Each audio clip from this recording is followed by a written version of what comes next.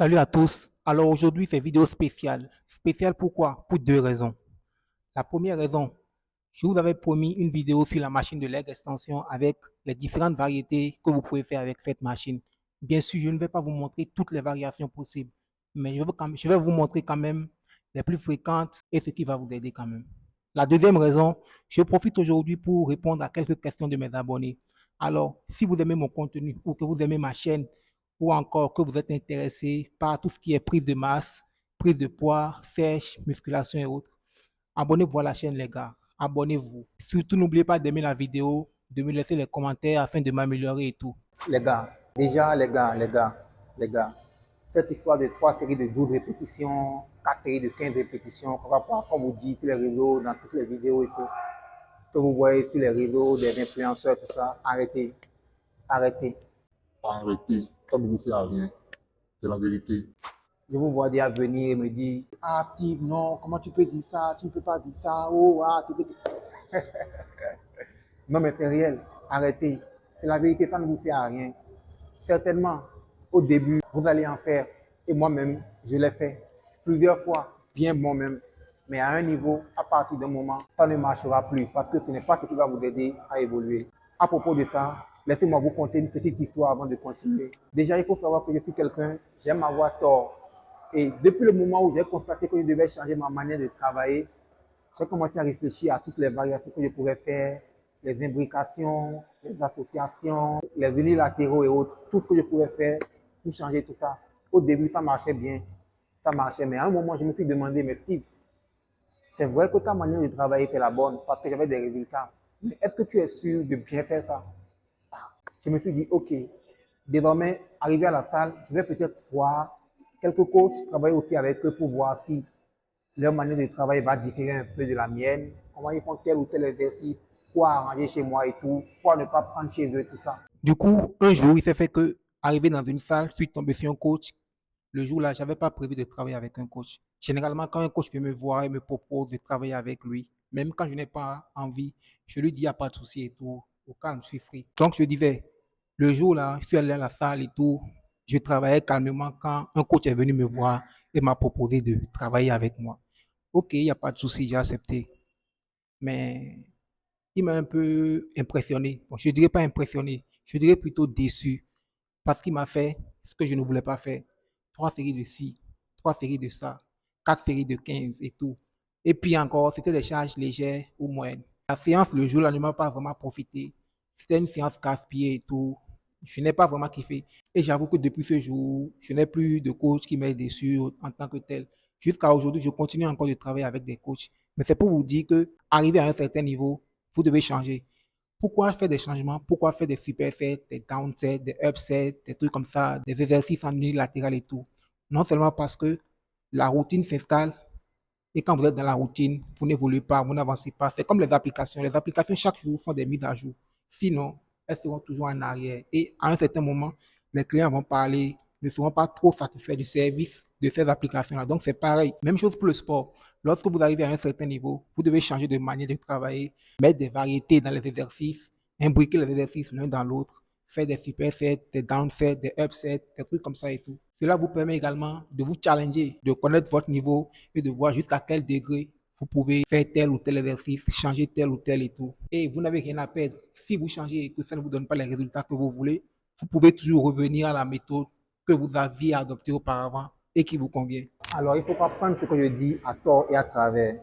Quand je dis que ce n'est pas ce qui va vous aider, ce n'est pas que vous allez arrêter de faire des exercices du genre. Non. C'est des exercices que vous allez faire, certes, mais ça ne va pas vous aider sur le long terme. Dans la suite de la vidéo, je vous expliquerai ce qu'on appelle downset, upset, superset et toutes les variétés possibles que vous pouvez faire avec la machine de leg extension. Et en parlant de ça, je profiterai pour répondre aux questions des abonnés, faire des commentaires et tout. Alors, si vous voulez pleinement bénéficier de la vidéo, restez jusqu'à la fin, car jusqu'à la fin, il y aura des pépites. Pour le premier exercice, c'est ce que vous savez tous, hein. 3 séries de 12, 4 séries de 15, bon, à vous de voir. Maintenant, à ce niveau, vous pouvez choisir soit de faire les 3 ou les 4 séries avec la même charge ou augmenter la charge à chaque série. Et lorsque vous augmentez également la charge à chaque série, vous pouvez choisir de faire le même nombre de répétitions pour les séries ou de diminuer le nombre de répétitions à chaque série. Et lorsque vous choisissez le même nombre de répétitions pour toutes les séries, en augmentant la charge à chaque série, essayez de choisir un nombre de répétitions moyen qui va vous permettre de tenir le cap jusqu'à la fin. C'est-à-dire que lorsque vous choisissez 10, soyez sûr que vous ferez les 10 jusqu'à la fin des séries et non choisir 15 au début et ensuite voir que ça ne tiendra pas et venir à 12, venir à 10. Non. Parfois, on peut bien faire 15 répétitions, 20 répétitions, mais on choisit de faire 10 répétitions compte tenu de là où on va pour la séance, compte tenu du nombre de séries qu'on a à faire. Des fois aussi, on peut soulever lourd, mais on choisit de soulever moyen, de soulever léger, compte tenu de l'exercice qu'on a à faire, de l'endurance et tout ça. Alors, c'est simple. Vous chargez et vous soulevez.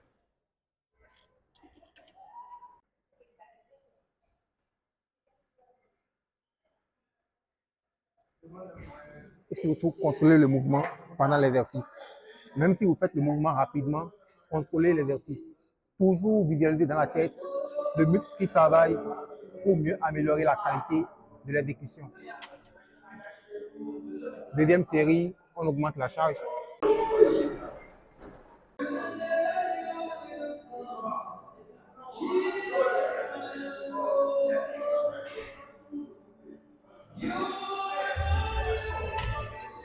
Alors pour la posture, vous pouvez soit rester en avant ou soit vous adosser. L'essentiel, c'est de toujours garder le bas du dos dans l'angle de la chaise ici. Alors la deuxième manière pour cette machine, c'est de faire l'exercice en pause. C'est-à-dire quoi? Pour une série, vous faites 8 à 10 répétitions, vous faites une pause de 8 à 10 secondes, vous faites encore 8 à 10 répétitions, vous faites une pause de 8 à 10 répétitions à 10 secondes également, et vous refaites une troisième fois 8 à 10 répétitions. Ça fait une série. Vous vous reposez, vous refaites encore la même chose 3 à 4 fois. Ça fait les 4 séries. Et là encore, vous pouvez choisir soit de rester à la même charge pour toutes les séries, ou soit d'augmenter la charge à chaque fois que vous augmentez le nombre de séries. De la même manière, lorsque vous augmentez la charge, soit vous pouvez rester au même nombre de répétitions pour toutes les séries ou diminuer le nombre de répétitions à chaque fois que vous augmentez la charge. 2,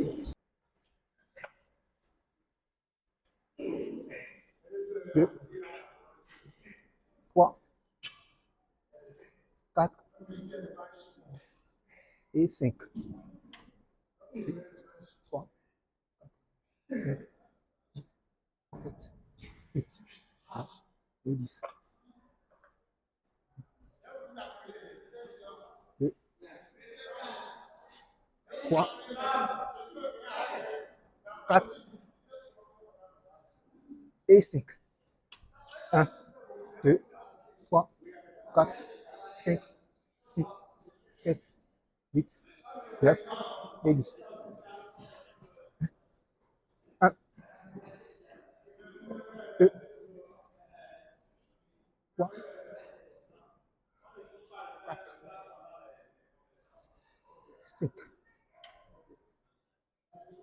Je viens de faire une série. Alors, vous devez constater que pendant que je faisais l'exercice, je comptais les répétitions en double. C'est ma manière de compter. Vous pouvez compter 1, 2, 3. Moi, je compte 1 en 2, 2 en 4, 3 en 6. Ça me permet de ne pas trop me fatiguer à compter, de conserver mon énergie pendant l'exercice. Et je pense que c'est beaucoup plus facile pour moi de compter. Parce que lorsque ça commence à chauffer, on commence à penser à la fin, à la dernière répétition et tout. En comptant comme ça, je me dis à moi-même, ça va finir maintenant, ça va finir maintenant. Encore un peu de force. Ce n'est pas beaucoup. Surtout ça, ce n'est pas beaucoup. Donc tu peux aller. La troisième manière de faire cet exercice, c'est les downsets et les upsets.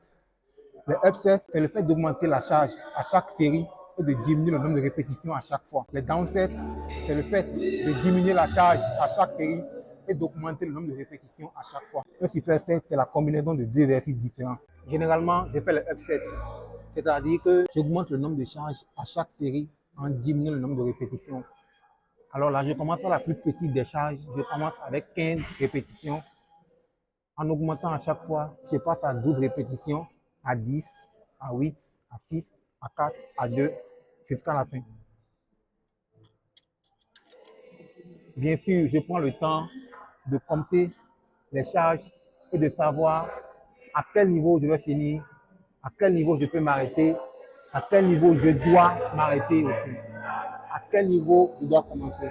Au niveau des downsets et des upsets, vous pouvez également choisir de rester au même nombre de répétitions pour tout, ou soit augmenter ou diminuer le nombre de répétitions selon que vous diminuez ou augmentez la charge. Là, moi, je vais diminuer le nombre de répétitions à chaque fois. 1, 2, 3, 4, 5, 6, 7 et demi. Lorsque vous faites les downsets, les upsets, il n'y a pas de pause entre les différentes séries.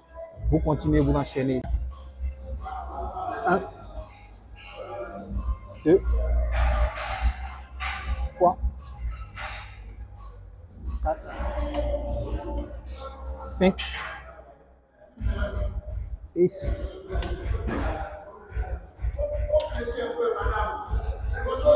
1, 2, 3, 4, 5.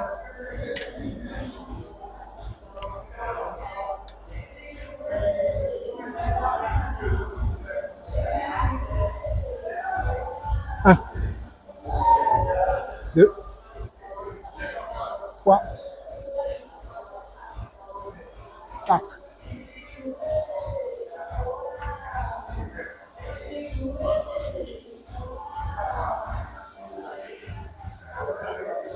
1, 2, 3.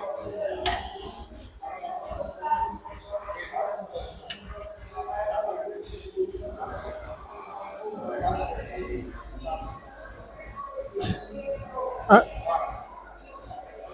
2.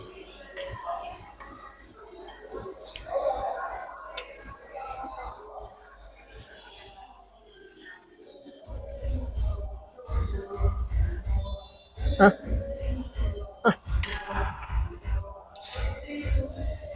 Il reste encore des charges à remplir. Donc, je continue. 1.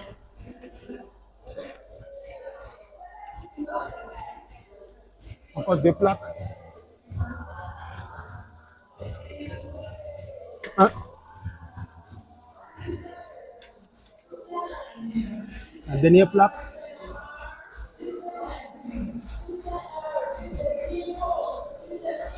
1. Quatrième manière que je travaille chaque faisceau. Au niveau de la cuisse, je vous avais dit qu'il y avait deux parties, la partie antérieure et la partie postérieure.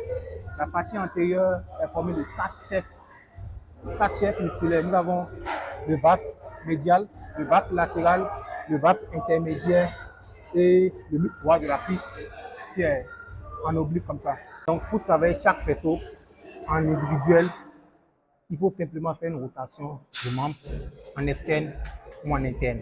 Pour travailler le vaste latéral, il suffit de tourner les orteils vers l'intérieur, comme ça. Là, c'est la partie extérieure qui soulève la charge. Et pour travailler la partie médiale, vous tournez les orteils vers l'extérieur, c'est-à-dire comme ça, et vous soulevez.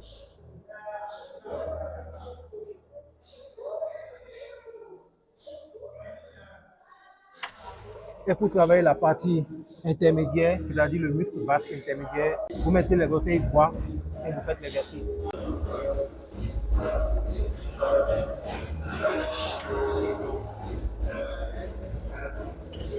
Pour ce qui est du muscle droit de la cuisse intermédiaire comme ceci, il n'y a pas vraiment d'exercice pour travailler ce chef.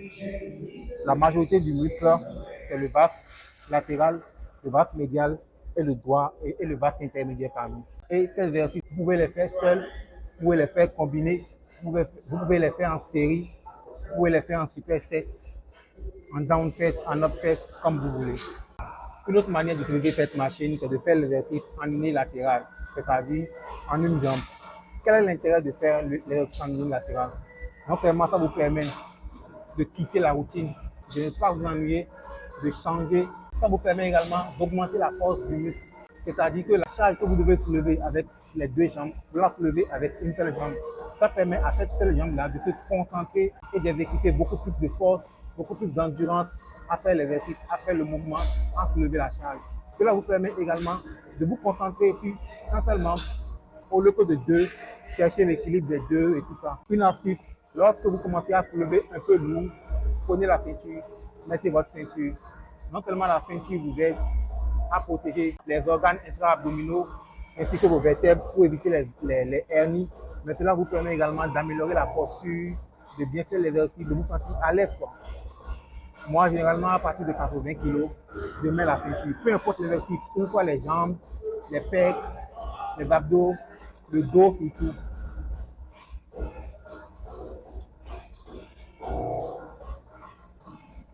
Un, deux, trois, quatre, cinq. Un, deux, trois, quatre, cinq. Vous pouvez également faire la variation unilatérale avec toutes les variations qu'on a déjà dites, c'est-à-dire une série en 3 avec un temps de pause dedans, offset, counter, tout ce que vous voulez, ou même travailler chaque faisceau en unilatéral. Une autre manière d'utiliser l'exercice là, c'est de combiner l'exercice, la variation unilatérale avec la variation en double. Qu'est-ce que moi je fais d'habitude? Lorsque je fais la variation unilatérale, arrivé au moment où, arrivé à la charge où je vois que je ne peux plus y aller avec la variété unilatérale, je commence avec les deux jambes et je vais jusqu'à la fin. Et dans ce cas, je choisis un nombre de répétitions standard pour les deux jambes que je respecte jusqu'à la fin. Ça sera tout pour cette vidéo. Merci d'être resté jusqu'à la fin. J'espère que cela vous a profité. Si vous avez des questions, n'hésitez pas à me les dire en commentaire, à m'écrire sur les différents réseaux et tout. Si vous n'êtes pas encore abonné à la chaîne, je vous laisse le temps de le faire parce que je vous réserve encore beaucoup d'autres vidéos surprises. On se dit à la prochaine.